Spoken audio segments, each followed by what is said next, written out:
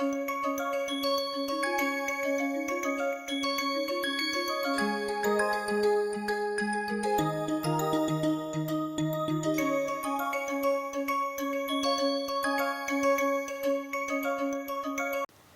everyone and welcome to week 8 of NPTEL course in pharmacognosy and phytochemistry.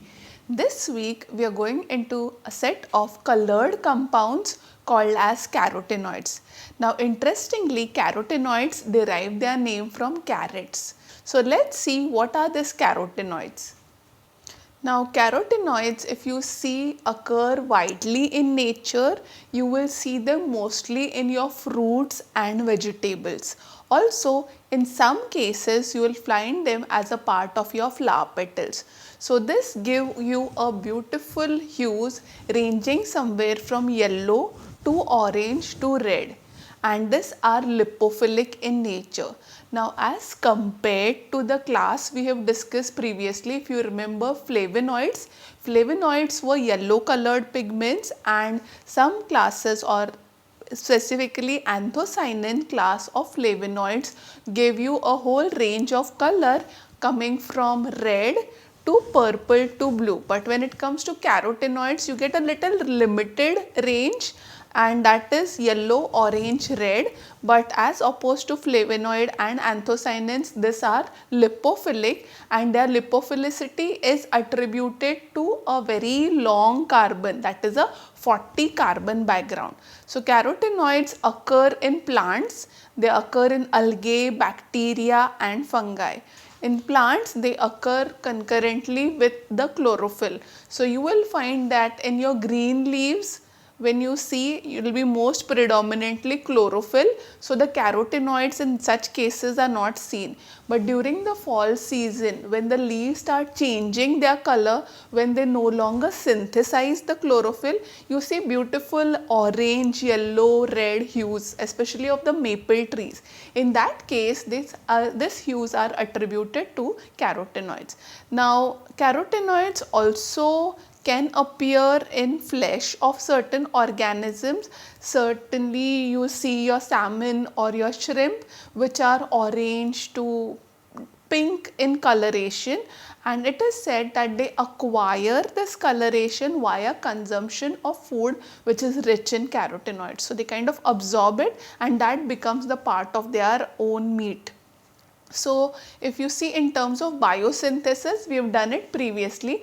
Now since these are pigments which are present in your plastids, and in your plastids we saw that plant have a different biosynthetic pathway called as methyl erythritol phosphate pathway.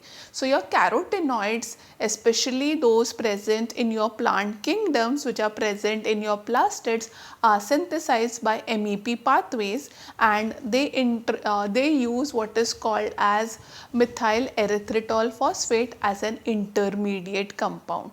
Now if you see carotenoids, if you remember, these are C40 and they are made up of isoprene units. So in order to understand C40, you can simply say C40 and divided by 5, because each isoprene unit is 5 carbon, and you will get it as 8. So ideally we should be having 8 isoprene unit. They can be visualized, if you remember, we can say it in a head to tail condensation. So you have your 1, 2, 3, 4 and 5. Cut it here, you will get your second isoprene unit, 1, 2, 3, 4, 5. Cut it here, you will get your next one, 1, 2, 3, 4, 5. Okay, I'm just putting the numbers for your convenience. So wherever the 5 is, there is your tail. So next isoprene unit is 1, 2, 3 again, 4, 5. Okay, so you can see here 1, 2, 3, 4, 5. Now what happens here is not a head to tail but a tail to tail condensation, and for that we remember we did it in a way, we started in this direction. So we had 1, 2, 3, 4, 5. Again your 1, 2, 3, 4, 5. Again your 1, 2, 3, 4, 5, and so here eventually you get your 4, 5, and this is called as tail to tail condensation. So if I symmetrically break it, I have my first, second, third, fourth isoprene unit here, and again in this case I have my first, second, third, fourth. So 4 plus 4, that accounts for the 8 isoprene unit which goes into making of carotenoids. Now understand one thing is, this carotenoids also structurally have what is called as conjugated double bond system. So if you see the structure carefully, they have what is called as alternating double bonds. Now this alternating double bonds helps absorb your UV radiation, and because they have many alternating double bonds, the wavelength they absorb goes in the visible range. So they absorb a good quantum of energy, a good wavelength, and as a result, compared to your other terpene derivatives, your carotenes being having a large number of unsaturated carbons, you will get what is called as a visible absorption, or you will get a color. Now physical properties, because they are C40, they become extremely lipophilic. If you see the structure here, you see it's plain hydrocarbon, and imagine a hydrocarbon with C40, it's extensively lipophilic, and as a result, if you see carotenoids, they are soluble in your organic solvents. Now because of their conjugating system, you will see that they absorb somewhere in the region between 400 to 500 nanometers. This is the visible light range, and what happens here is, because it's a visible light range, the color that you see is not the color they absorb. The color that you see is the color they reflect. So they absorb a very contrasting color which is near to green blue, and they reflect what is called as the opposite color, and that absorbance wavelength is 400 to 500 nanometers. Now carotenoids, because of their unsaturation, are extremely unstable at higher temperatures, and they decompose rather than melting. So what happens is, because of those unsaturations, they tend to form free radical, they polymerize, and they form a brownish color matter rather than melting sharply. In some cases, when you have purified compounds, say for example lycopene, some of these compounds like lycopene do occur in their crystalline form, but what happens is a very interesting phenomenon. Like I said, they are unstable to light.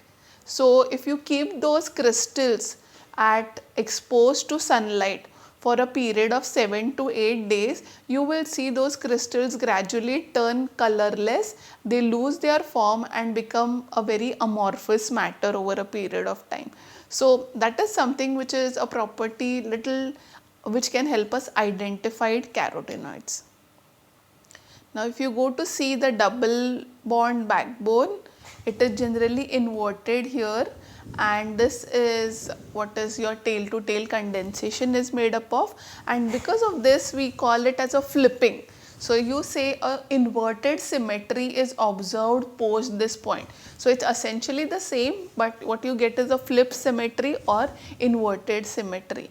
Now this unsaturation is also in a way advantageous to us. Why? Because this unsaturation is one place where you will see that a lot of free radicals which occur in nature, which occur in our body, or what we call it as oxidants, they will go on producing peroxides or free radicals, and for free radicals it is very easy to attack a double bond. So imagine you have something like this, it will attack a double bond and it will tend to form either a hydroxide or an epoxide by some reaction. So there is a good formation of hydroxides, epoxides, and these compounds tend to get oxidized fast. That is why when I said the crystals will lose its color over a period of time, it is basically due to oxidation. And this, in a way, because it gets oxidized, This set of compounds are very good antioxidants. You remember, for patients, especially those suffering from inflammatory disorders or those suffering from cancers, they've been told to have a diet which is rich in antioxidants. So your carotenoids meet that requirement. So when you eat your colored fruits, especially those which are yellow or red, which are rich in carotenoids, your free radicals, whatever are produced during the disease state, are kind of reacting with lycopene. Your lycopene act as antioxidant. Why? Because it itself undergoes oxidation. So it will prevent your free radicals from attacking other vital organelles or other vital cell organelles. So because of this antioxidant action is kind of very preventive in disease conditions such as cancer, and also helpful as a good antioxidant agent. Now, not only that, if you see it in plants also there are pigments such as chlorophyll, and chlorophyll, when it is excessively exposed to sunlight, it kind of becomes a photosensitizer. So a photosensitizing agent is something which will start emitting light, but slightly in a different wavelength, but that light can cause damage to the cell organelles. So for such tissues, what plant does is, wherever there is chlorophyll, it will produce some carotenoids in its way to curb that radiation which is coming out from the photosensitizer molecule. So it works as a kind of insulation, it works as a kind of antioxidant molecule, and it protects the organism from that. Now, because of this, it is highly sensitive to light, it is sensitive to heat. Now what happens here is, you will see that your lycopene or most of the carotenoids in their most stable form are all trans forms. But the moment you cook them, the moment you process them, what is going to happen is, some of them will get converted into cis form. Not that all cis forms are harmful, but cis forms are unstable, they tend to react easily, they tend to form their degradation products, and as a result the effect, the antioxidant effect, is not as good as the all trans isomers. Now, if you seen or if you heard your parents or your teachers say that carotenoids are good for vision, eat carrots for your eyes, they are right, because there is a science behind it. And the science is, if you see carotenoid derivatives, especially something like your beta carotene. Now in nature, so far more than 600 carotene derivatives have been documented, and they are still under process because they are at different stages of oxidation. You know, they do undergo oxidation. So you have alpha carotene, beta cryptoxanthin, lutein, lycopene, zeaxanthin. These are the major ones. So major that they account 90% of all the carotenes we consume in our diet. So take one case, which is your beta carotene. Now beta carotene is an example of a bicyclic carotene. So we just saw here, what has happened is, if you open the chain from here, it becomes what is called as, just see here, lycopene. But if I am closing my chain, I will see here that it becomes your beta carotene. Now this beta carotene have what is called as iononuclease in them. We will discuss that shortly, but when it comes to nomenclature, this is the 6th carbon leaving the methyl. So this is what is put as 7, 8, this is put as 9, 10, this is 11, 12, 13, 14, this is 15, and because there is an inverse symmetry, this is something like your 15 dash, 14 dash, and so on. So you can go there. So basically in your beta carotene, what happens is, you have your 15 dash coming out. Now imagine a case where your 15 dash breaks down. Okay, if this bond breaks down, what happens as a result when your 15 dash breaks? Usually the enzyme which catalyzes this is a 15 dash dioxygenase. So it will add oxygen to it, and in the process it will convert it into aldehydes. So beta carotene breaks at 15 dash in presence of an enzyme called as 1515-dioxygenase to give you a compound called as retinal. Now this retinal is a precursor to vitamin E, and your aldehyde just has to be now reduced to alcohol. So this is done with an enzyme which is called as dehydrogenase. So you will have your retinal dehydrogenase which will reduce it. It will convert this aldehyde into alcohol, and you will see, or you will get your retinol. Your retinol is nothing but your vitamin A. So your vitamin A is chiefly derived from carotenes that you are going to consume, and it is very vital for good vision, and that is the reason they say you have to have carotenes in your diet, especially rich in compounds such as your alpha beta carotene, your xanthins, luteins, lycopenes, so that you get your retinol prepared from them. Another set of analogues which come from your carotene are compound called as ionones.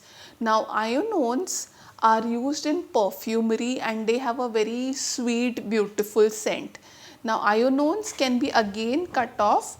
So if you remember, we just numbered this as 7, 8, this was your 9 and 10. Okay. So if you just carefully see, there is a very same symmetry here. Okay. Now what is done is you are cutting it at 10. So because you are cutting it at 10, you will get what is called as 10-apo beta 10 carotenol. So again, after cutting, it's a oxidative degradation, or this can be done in presence of enzyme which is called as carotenoid cleavage dioxygenase. Basically the purpose of dioxygenase is to oxygenate it, and the end product is an aldehyde which comes out of breaking that. Now if you carefully see, now what is done is it's cut here, and because it's cut here, what you get in the process is the very same structure, the very same double bond 7, 8. At 9 you will see, this is the 9, at 9 you will see a CH3 which is this, and this double bond which is now cut is oxidized to a ketone which is a beta ionone. So carotenoids are deliberately also or sometimes enzymatically oxidized and broken down into ionones.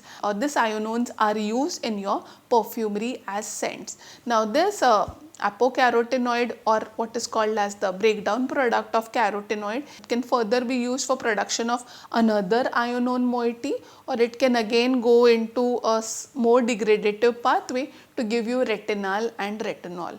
Now provitamin A, that is your retinol, if you have to produce, you have to have a very accurate structure.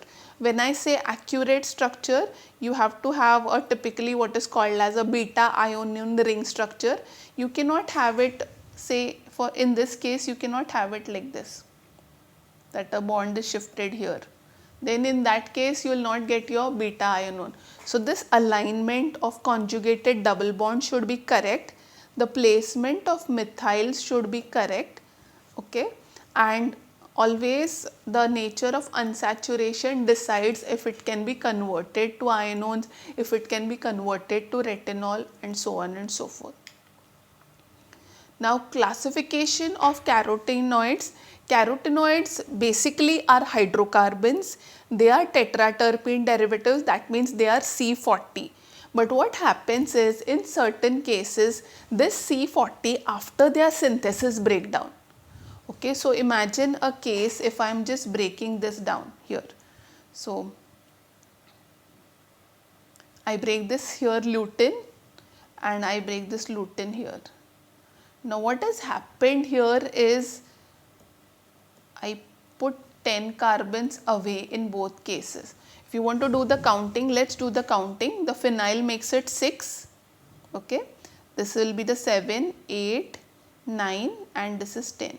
Okay, so you have 6 of phenyl, you have your 7, 8, 9 which are methyl and 10th which is cut off here. In a similar manner, your 10 carbons are cut off here. So from 40, if I am cutting 10 and 10, so from 40 I am deducting 20. So I have what are called as little short-turned carotenoids, and those are called as apocarotenoids. So broadly you will have your carotene derivatives which are C40, and you will have your apocarotenes which are shortened version. A good example of that is crocin. In crocin, what has happened is these are sugars. But if you ignore the sugar part, the chief middle molecule is made up of C20. So this happens basically via mechanism I had shown, that is your lutein or your carotenes break at your 10th position, okay, and break leaving a 10 carbons. So once this 10 carbons are removed, you will get your apocarotenoid compounds present. So carotenes are the ones which are pure hydrocarbon compounds having C40. Xanthophylls are oxygenated derivatives. So if you see this, as compared to your beta carotene, lutein has a very similar structure, but it has hydroxy groups which have been attached. Now this hydroxylation makes this compound slightly polar. Not only does it make it slightly polar, it also makes it slightly yellowish as compared to your native carotenes which are red to orange. So amount of oxygenated or amount of hydroxy or any oxygens which are added on the carotene nucleus will impart more and more yellowness to the compound. And if you go to see apocarotenoids, they are kind of abbreviated or shortened carotenoid derivatives. So there is a little difference between carotenes and xanthophylls, and let's understand them. So the first point of difference, like I said, carotenes are pure hydrocarbon compounds. So they are tetraterpenes, they are only C and H. So they are only C and H, that means you will have only plain hydrocarbon nucleus, whereas if you see xanthophylls, xanthophylls are oxygenated derivatives. We just saw the example of lutein which had hydroxy, but in some cases it might be an epoxy group, in some cases it might be a keto group, a methoxy group or a carboxylic group, like you saw in your crocin, it was a COOH. So you might have a compound with diacids also. Now knowing that this oxygenated compounds are going to be more polar and hydrocarbon compounds are going to be relatively non-polar.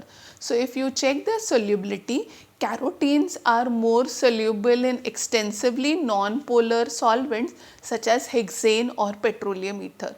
So preferable solvents for having them is preferable solvents for extracting them is petroleum ether or hexane. Whereas if you want to extract xanthophylls, you can even do it with mid-polar solvents such as alcohol or acetone. Now oxygenation also changes the color, whereas your plain hydrocarbons with a series of what is called as conjugated double bonds gives you red to orange color, you will see your xanthophylls which are more orange to yellow in color. A good example of such compounds which contain carotenes are carrots, definitely, and your tomatoes, lycopene. So if you see in your ketchup or if you see in your tomatoes when they are very ripe, that intense red coloration is due to presence of lycopene. Whereas during your Dasera time, you see something called as your marigold flowers. The petals of marigold flowers contains lutein, whereas if you see your corn, in your corn kernels, there is a slight yellow coloration, and that yellow coloration is attributed to zeaxanthin. Now how do you extract? Now knowing that these carotenes are very beneficial, in market nowadays you are getting lot of carotene supplements or carotene capsules. You might have something like your astaxanthin capsules, you might have something called as your lutein capsules. They contain them in a liquid or semi-solid, or sometimes they are converted into solid for ease of handling. So how do you extract it from plants? Now if you see this, these are pigments. These are located in plastids of plants, and these are located somewhere in your vacuoles of your microorganisms stored in a very lipophilic area. you have to see that when their compound is stored in the lipophilic area, your carotenoids, especially the xanthophil derivatives, because they have that hydroxy groups, they are esterified with fatty acids. So instead of having your waxes, what is done is your fatty acid plus your carotene alcohol forms an ester, and that is how they stay in the plant. Now if I am to extract this compound out of that, what I have to do is I have to hydrolyze it. So the first step is saponification. So saponification has many advantages. You will when you do saponification, compounds such as chlorophyll and your fatty acids get saponified. Now once they get saponified, your carotenes don't get saponified, and that's an advantage. So these two compounds become polar, that is your chlorophyll and lipid, because of saponification, whereas your carotenoids stay non-polar and can be extracted in organic solvent. So immediately after the saponification reaction is done, now one thing is, in most of the cases where you read the literature, you will see this saponification reaction is done at room temperature to prevent deterioration, done in glass vessels to prevent any reaction, because it is seen that even when you do it in plastic, the carotenes do react and some leachates from the plastic can interfere it, and it is done in an extensively clean apparatus so that there are no acids which are there or any other compounds such as oxidants which can hamper your carotenoid composition. So if you take the due diligence of these things, you can nicely have it and then subsequently extract it in your organic solvent using supercritical fluid extraction, which happens with supercritical carbon dioxide at almost room temperature. Microwave, you have to be little careful because microwave may increase the temperature, and ultrasound, which is again does produce a little localized heat but comparatively quick and a easier option to disrupt the tissues and get the carotenes out of it. So you can determine or you can analyze carotenes, they are very easy. The reason being they are colored, and anything that is colored can easily be assayed by what is called as colorimetric determination. So I can carry out colorimetric determination of my carotenoids at a wavelength somewhere between 400 to 500 nanometers. Now this is more specific to them, and depending upon which carotene I have, beta carotene, lycopene, lutein, which is little yellowish, or lycopene, which is reddish, the wavelength may vary, but it is generally between 400 to 500 nanometer range. Now this is an interesting thing is, if you see this picture, this is of what is called as king chili, which is a really spicy pungent chilies, and if you see the color of it, it's intensely dark. So in your chilies you will see carotenoids, and this carotene derivatives vary from species. So when you're preparing masala or when you're preparing colors out of it, because of the species variation between the chilies, your spice traders often found lot of issues pertaining to color, because the color of masala or the spice blend used to change. So they fix, or they have something called as ASTA, that is American Spice Traders Association, and what they do is they take this chili powder, extract it in acetone and check the UV absorbance. So for every variety of chili they have their ASTA values. For even chili extracts, they have their ASTA values. So if I am putting broadly chilies as such, I should have my ASTA values somewhere between 65 to 180. And if I have oleoresin, which is more of a concentrated extract which contains my chili pigments, my ASTA values goes as high as 500 to 3500. Now these values are basically how much dilution you need to do in order to get a specific standard value of chilies. Now carotenes can also be analyzed by treating the extract especially with what is called as acidified pyridine.